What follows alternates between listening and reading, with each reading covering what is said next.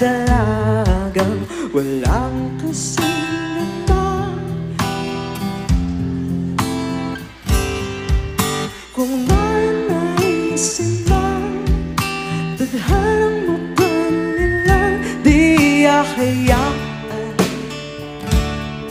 mawala pa tunglihang na umaasa, madamong makabasa. Handang gawin lahat, maging pamilya'y niligaw. Ngayon lang nakadama ng wagas na pagkakas.